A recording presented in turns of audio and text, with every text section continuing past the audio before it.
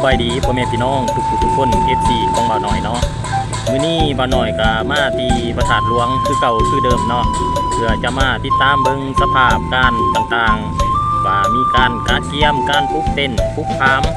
หรือว่าการวางขายสินค้าแม่นมีความคึกคืนแล้วฉะนั้นมื้อนี้บ่าวหน่อยมาก็ถือว่าเป็นการเก็บภาพบรรยากาศเพื่อรายงานให้ท่านผู้ชมและ FC ของบ่าวหน่อยได้เห็นว่าบุญนมัสการพระธาตุหลวงปีนี้จะมีความคึกคืนและบรรยากาศ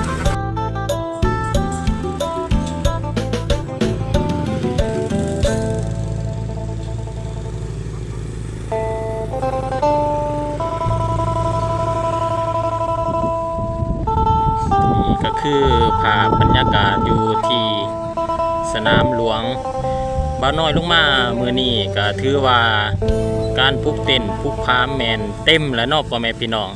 ในนี่เฉพาะวิธีกลางก็มีการปลุกแล้วเนาะเดี๋ยวบ่าวน้อยเข้าไปใกล้ๆเพื่อรายงานให้ท่านเห็นบรรยากาศนี่ก็ถือว่าเป็นบรรยากาศการปลุกพามปลุกบูธของว่างแสดงขายของภาคธุรกิจนี่ก็แมนเป็นเวทีกลางในงานบุญนมัสการพระธาตุหลวงซึ่งเวทีนี้ก็จะใส่ในการแสดงศิลปะมวลชนเพื่อรับใส่ให้พ่อแม่ประชาชนหรือผู้มาเที่ยวงานบุญนมัสการพระธาตุหลวงได้ชมการแสดงในเวทีนี้ก็จะเป็นเวทีเสียงคับเสียงล่ำและแสดงศิลปะบรรดาเผ่าตลอดค่ำคืนของงานบุญนมัสการพระธาตุหลวงเวียงจันทร์ซึ่งในแต่ละคืนเวทีนี้ก็จะเป็นบอนแสดงวัฒนธรรมฮิตของประเพณีบอกว่าการนุ่งถือการเสพดนตรีพื้นเมืองซึ่งภาพบรรยากาศต่างๆในแต่ละค่ำคืนบ่าวน้อยก็จะนำมารายงานและกันนำมาให้ท่านผู้ชมได้เบิ่งได้ส้มพร้อมกับบ่าวน้อยเลยเนาะสำหรับเวทีการแสดงศิลปะแม้ในทุกค่ำคืนจะมีได้การแสดงที่แตกต่างกันไปซึ่งในบรรดาเก่าตัวเมืองในนครหลวงเวียงจันทร์ก็จะได้นำเอาการแสดงที่เป็นวัฒนธรรมฮีตของประเพณีวิถีชีวิตอันจบงามมาแสดงสู่สายตาแก่คนและนักท่องเที่ยวที่มาท่องเที่ยวในงานบุญนมัสการพระธาตุหลวงเวียงจันทร์ประจำปี2025ซึ่งในทุกๆปีเวทีนี้ก็ถือว่าได้รับความสนใจจากมวลชนโดยเฉพาะการส่งเสริมวัฒนธรรมฮีตของประเพณีอันดีงามยับจอมอขมาบุญนมัสการพระธาตุหลวงปีนี้ก็นักท่องเที่ยวแต่ละมือแม่นยังหลายปกติพ่อแม่พี่น้องถือว่ามือนี้ก็รถบัส6 คันขนส่งนักท่องเที่ยวมาเยี่ยมยามพระธาตุหลวงจุดนี้ก็ถือว่าเป็นอีกสุ่มประตูโค้งทางด้านวัฒนธรรมเนาะเพิ่นก็จะมีการออกแบบที่สวยงามเป็นเอกลักษณ์ตอนนี้กำลังติดตั้งโครงเสาและมืออื่นคิดว่าการติดตั้งจะสำเร็จเราจะเห็นอีกภาพหนึ่งสำหรับนักท่องเที่ยวที่เดินทางมาเที่ยวพระธาตุหลวงในช่วงนี้ก็ส่วนหลายจะเป็นนักท่องเที่ยวเป็นกลุ่มของบริษัทท่องเที่ยวที่ว่านำนักท่องเที่ยวและนักท่องเที่ยวหลักๆก็เป็นนักท่องเที่ยวจีนเนาะพ่อแม่พี่น้องเป็นนักท่องเที่ยวชาวจีนเป็นส่วนใหญ่รถบัสนักท่องเที่ยวทั้งหมด5 คันที่พานักท่องเที่ยวมาเยี่ยมยามสัมผัสกับวัฒนธรรมแหล่งท่องเที่ยวที่สำคัญของลาว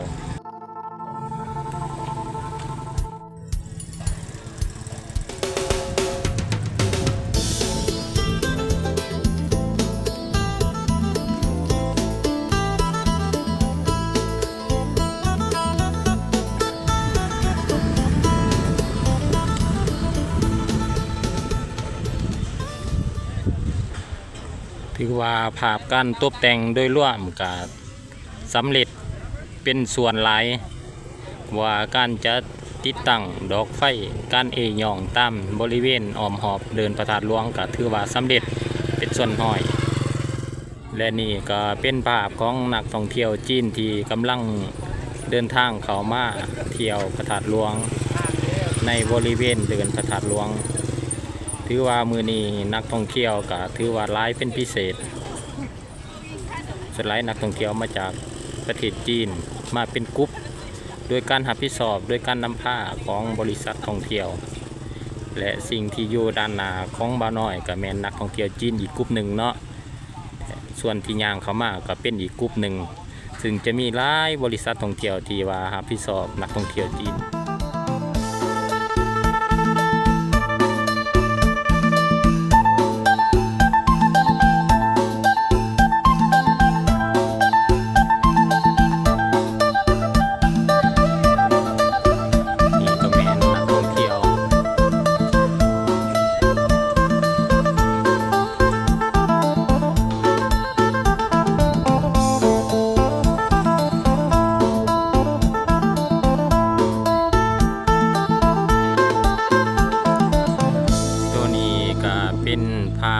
ของคณะกรรมการวัฒนธรรมและท่องเที่ยวนครหลวงเวียงจันทร์ซึ่งโซนตัวนี้ก็จะรับผิดชอบในการเบิ่งแย่งเรื่องการนุ่งถือวัฒนธรรมการให้บริการเซาสุดการให้บริการดอกไม้ถูกเทียนสำหรับผู้ที่เดินทางมาแล้วจะเกี่ยมเขาไปในพระธาตุหลวงก็ต้องมีการนุ่งถือถูกต้องตามระเบียบกีดข้องประเพณีอันดีงามมียิ่งต้องนุ่งสินผู้ชายก็ต้องนุ่งเครื่องสุภาพถือว่าเพิ่นกำลังติดตั้งฟาร์มเพิ่นบูธเพิ่นเนาะพ่อแม่พี่น้องหน่วยงานศาสนาสถานที่และประดับประดาบุญนมัสการพระธาตุหลวงเพิ่นว่าตอนนี้เพิ่นก็โคมไผ่เนาะอยู่หน้าหอธรรมสภา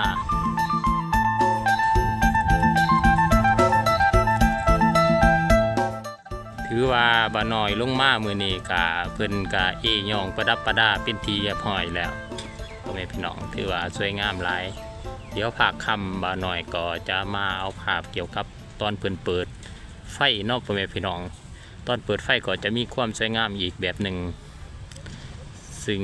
ปีนี้ก็ถือว่าการย่องและประดับประดามีความสวยงามหลายนักท่องเที่ยวต่างประเทศก็ให้ความสนใจบรรยากาศมื้อนี้ถือว่าเย็นดีพ่อแม่พี่น้องครึมๆพ้นหน่อยหนึ่งมีเฟือเป็นจำนวนหลงหลายบริเวณ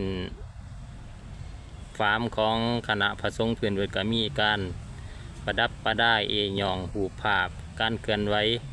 ของคณะพระสงฆ์ขององค์การพุทธศาสนาสัมพันธ์ลาว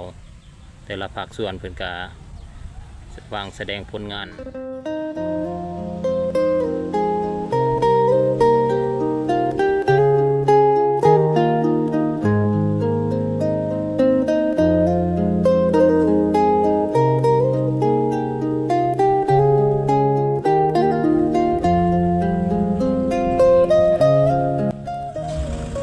นักท่องเที่ยวมื้อนี้ถือว่าหลายเนาะพ่อแม่พี่น้องหลายเป็นพิเศษถือว่ารถบัส2 4 6 7 8คัน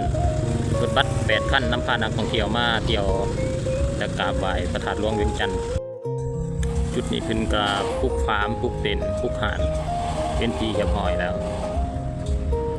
ซึ่งจะเป็นโซนเกี่ยวกับเครื่องประเภทหัตถกรรมที่เป็นเอกลักษณ์ของแต่ละแขวงโดยรวมที่เดินพระธาตุหลวงก็มีการติดตั้งเกือบสำเร็จสมบูรณ์แล้วเนาะพ่อแม่พี่น้องบอกว่าจะเป็นประตูโค้งอ่านว่างแสดงสินค้าบูธว่างแสดงสินค้าต่างๆสินค้าภายในและต่างประเทศซึ่งตัวเลขเฉพาะปีนี้ก็รายงานอยู่ที่ 2,000 ปลายกว่าหานที่เขาร่วมงานว่างแสดงในงานบุญนมัสการพระธาตุหลวงประจำปี 2025ทางภาคส่วนที่ว่ารับผิดชอบปลูกเต็นท์ปลูกพามก็มีความขุ่นเขียวเพื่อให้สำเร็จภายในมือ2มือแต่วันที่1พฤศจิกายนซึ่งยังอีกเพียง1มือ2มือก็จะเป็นมือเปิดพิธีแหละจุดนี้ก็ถือว่าติดตั้งเต็นท์สำเร็จเป็นที่เรียบร้อยแล้วซึ่งเต้นแต่ละบูธจุดแต่ละบอนก็จะเป็นเอกลักษณ์เนาะพ่อแม่พี่น้องเป็นซึ่งภายในมืออื่นลูกค้าก็จะได้นำเอาเครื่องของขนเข้ามาหาร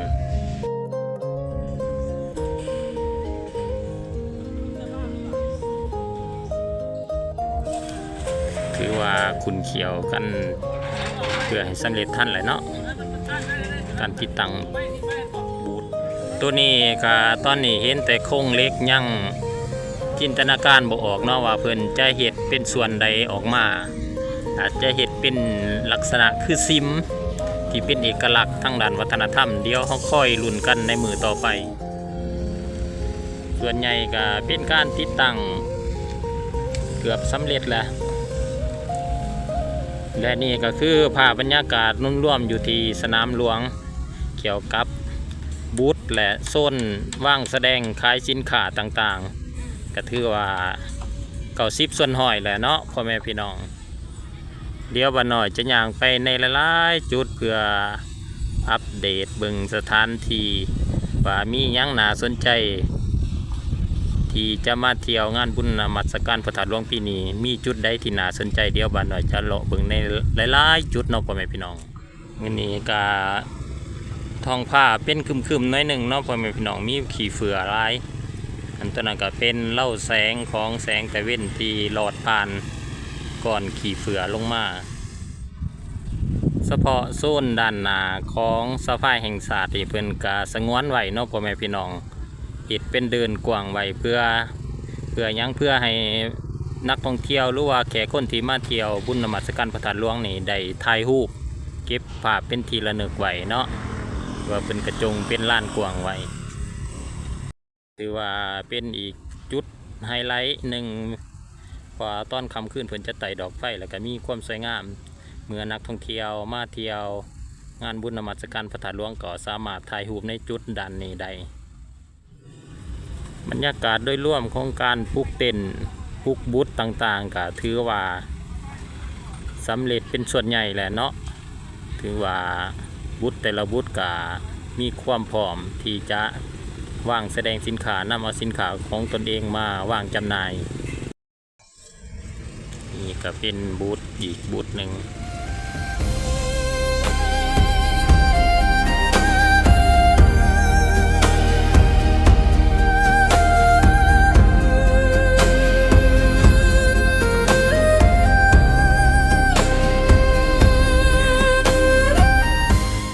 ถือว่าบูธทั้งด้านนี้ก็ถือว่าที่ตั้งสำเร็จเบิดทุกบูธแล้วเนาะพ่อแม่พี่น้องภายในมืออื่นเนี่ยก็จะมีพ่อค้าแม่ค้านำเอาเครื่องหรือว่าสินค้าของตัวเองมาลงบูธบุญนมัสการพระธาตุหลวงปีนี้คิดว่าจะมีนักท่องเที่ยวมาเที่ยวเป็นจำนวนหลงหลายเนาะพ่อแม่พี่น้องบอกว่าจะเป็นนักท่องเที่ยวประเทศเพื่อนบ้านก็คิดว่าจะหลายเป็นพิเศษเฉพาะปีนี้สินค้าประเภทโซนแถวนี้จุดนี้ก็ส่วนใหญ่มันจะเป็นสินค้าประเภทเครื่องนุ่งห่มเสื้อผ้าเกิบและก็อื่นๆเนาะพ่อแม่พี่น้องก็จะเป็นสินค้านำเข้าเป็นส่วนใหญ่บางบูธบางห้างก็เอาสินค้ามาลงแล้วเนาะพ่อแม่พี่น้องเราจะเห็นได้สินค้าจะเป็นกระสอบนี่ก็คือภาพบรรยากาศโดยรวมในเบื้องโซนทางทิศเหนือเนาะทางทิศเหนือเบื้องหอสะพานแห่งศาสตร์ก็ถือว่าการปลูกเต็นท์ปลูกบูธขายสินค้าถือว่าเต็มแล้วเนาะบางห้างก็ได้นำเอาสินค้าของตัวเองมาจัดแจงจัดวางเพื่อเกี่ยมขายให้กับลูกค้าที่มาเที่ยวงานบุญและกันนักท่องเที่ยวต่างๆนี่ก็เป็นสินค้าประเภทเสื้อผ้าเครื่องนุ่งห่มต่างๆเนาะพ่อแม่พี่น้องถือว่าหลายโซนจุดนี้หรือว่าโซนนี้เป็นก็จัดสรรเป็นโซนแบบขายเครื่องนุ่งห่มแล้วก็สินค้าต่างๆนี่ก็เป็นโซนใหญ่เนาะเป็นเต็นท์ใหญ่กำลังเกียมโครงหลังคาอาจจะมีการยกขึ้นหรือว่ายกระดับขึ้นในมืออื่นนี่ก็เป็นบูธขายเครื่องนุ่งห่ม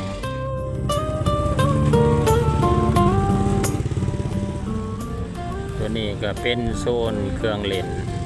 เป็นโซนสไลเดอร์เป็นโซนชิงช้าแล้วก็เครื่องเล่นสำหรับเด็กน้อยเป็นชิงช้าสวรรค์ถือว่ามีจุดเดียวเนาะชิงช้าสวรรค์นี่อีกจุดหนึ่งก็อยู่ทางเบื้องทิศใต้ของวัดธาตุหลวงไต่ตัวนี้ก็อยู่เบื้องทิศเหนือเบื้องชนสะพานแห่งศาสตร์เบื้องทิศเหนือสำหรับเต็นท์ทั้งด้านหน้าเพิ่นก็ได้แบ่งเป็นหลอกเนาะอาจจะเป็นโซนขายอาหารบ่หรือประมาณนี้เดี๋ยวเราถามอัปเดตตัวจริงอีกในมือ2 มือเป็นโซนขายเสื้อผ้าเนาะเพิ่นก็ได้จัดแบ่งเป็นหลอกเนาะพ่อแม่พี่น้องผู้ใดก็บ่ทันได้ล็อกได้หยังก็เขียวมาจับจองเนาะพ่อแม่พี่น้องมื้ออื่นมื้อฮื้อก็จะเริ่มยังเป็นทางการแหละมื้ออื่นนี่พ่อค้าแม่ค้าก็จะเกียมเอาเครื่องมาลงแต่ละบูธก็จะเป็นโซนเครื่องเล่นสำหรับเด็กหน่อยเป็นชิงช้าเป็นม้าขโยกขยเยกเนาะพ่อแม่พี่น้องตัวนั้นก็เป็นชิงช้าสวรรค์ด้านหน้าก็เป็นบูธขายอาหารเนาะพ่อแม่พี่น้องก็จะเป็นเฟอข้าวเปียกประมาณนี้แหละนี่ก็ถือว่าเป็นภาพโดยรวมบางจุดที่บ่น้อยลงมาภาคสนาม ค พื่อเก็บภาพบรรยากาศให้ทานผู้ชมและ FC ของบ่าวน้อยได้ติดตามได้เห็นภาพบรรยากาศเป็นจังไดก่อนมือเริ่มงานจะมีบรรยากาศคือคืนแนวใดเป็นว่าเขาจะไปในหลายๆจุดอีกดอกเพราะยังมีหลายจุดที่น่าสนใจเดี๋ยวบ่าวน้อยจะย่างไปในหลายๆจุด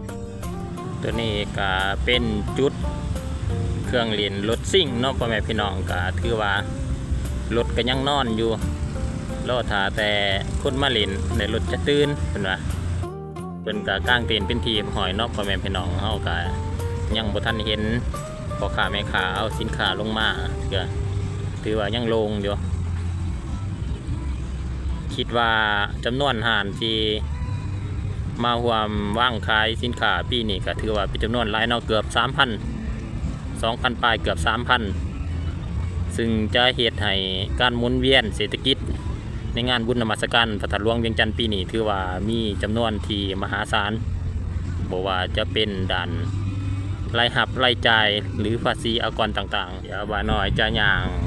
ไปทางด่านหน้าเนาะ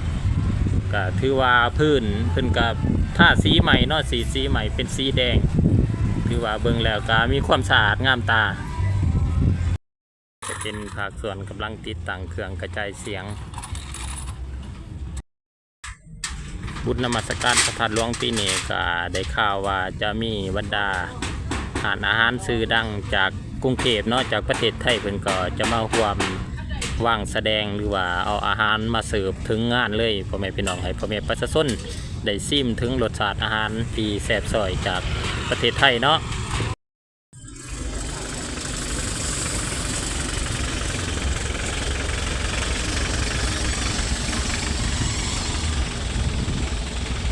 นี่ก็เป็นอาหารจากไทยเนาะ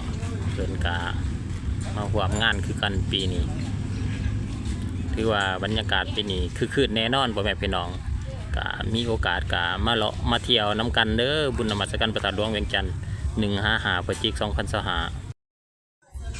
ตัวนี้ก็เป็นโซนของฟู้ดอินฟันเนาะพ่อแม่พี่น้องถือว่าเพิ่นก็จัดเป็นโซนของอาหารจากเพื่อนบ้านอาหารดังจาก TikTok ของเพื่อนบ้านเนาะเพิ่นก็มาโซ่ซีมืออยู่งานบุญนมัสการพระธาตุหลวงถือว่าพบเพิ่นแน่นอนเนาะพ่อแม่พี่น้องเริ่มวันที่31ไปจนถึงวันที่6 พฤศจิกายนถือว่าโซนนี้เพิ่นก็มีการสวยงามเนาะพ่อแม่พี่น้องเพราะว่าเพิ่นเฮ็ดเป็นงานฟู้ดเนาะเป็นงานอาหารเป็นบูธอาหารจากเพื่อนบ้านเนาะจากประเทศไทยเพิ่นก็มาร่วมซึ่งโซนตัวนี้ก็อยู่ด้านหน้าสภาแห่งชาติเนาะพ่อแม่พี่น้องเดี๋ยวเราจะได้พบกันกับอาหารที่มีรสชาติแซ่บซ้อยเป็นเอกลักษณ์และมีชื่อเสียงในไทยเนาะเพิ่นก็มาร่วมงานพระธาตุหลวงปีนี้ถือว่ามาเสิร์ฟอาหารถึงที่ให้พ่อแม่พี่น้องคนลาวเฮาได้ซิมอาหารที่แซ่บแล้วก็มีหลายสิ่งหลายอย่างค่อยลุ้นกันในมืองานโซนนี้ก็จะมีอาหารอยู่ที่ประมาณ40ร้านเนาะพ่อแม่พี่น้องทั้งร้านนะส่วนหลายแม่นอาหารที่มีชื่อเสียงจากไทยเนาะเพิ่นก็จัดเป็นโซนต่างหากถือว่าเพิ่นก็มีการโคมปอกโคมไฟอย่างสวยงามเอาท่านผู้ชมมาวันนี้การลงภาคสนามของบ่าวน้อยซึ่งเป็นมือที่29แล้วเนาะบ่าวน้อยลงมาก็ถือว่าฮอดมือจะเปิดบุญนมัสการพระธาตุหลวงบุญนมัสการพระธาตุหลวงก็จะเปิดอย่างเป็นทางการในวันที่1 พฤศจิกายนเป็นต้นไปจนถึงวันที่5เป็นมือสุดท้ายแล้ววันที่29 30 31นี่ก็จะเป็นมือว่างแสดงหรือว่าขายสินค้าไปก่อนแล้วเนาะพ่อแม่พี่น้องถือว่าโซนนี้ก็เป็นโซนอาหารที่มีชื่อเสียงจากเพื่อนบ้านเนาะอามานี่ก็ถือว่าสิ้นสุดการลงภาคสนามของบ่าวน้อยเนาะขอบอกขอบใจ FC พ่อแม่พี่น้องทุกผู้ทุกคนทั้งไกลและไกลทั้งภายในและต่างประเทศที่ติดตามบ่าวน้อยถ่ายชุดนี้บ่าวน้อยก็ขอไว้ใส่ให้พรท่านจงมีสุขภาพเข้มแข็งมีโศกมีไส้มีเงินมีทองค้าขายร่ำรวยเฮ็ดธุรกิจก็มีผลกำไร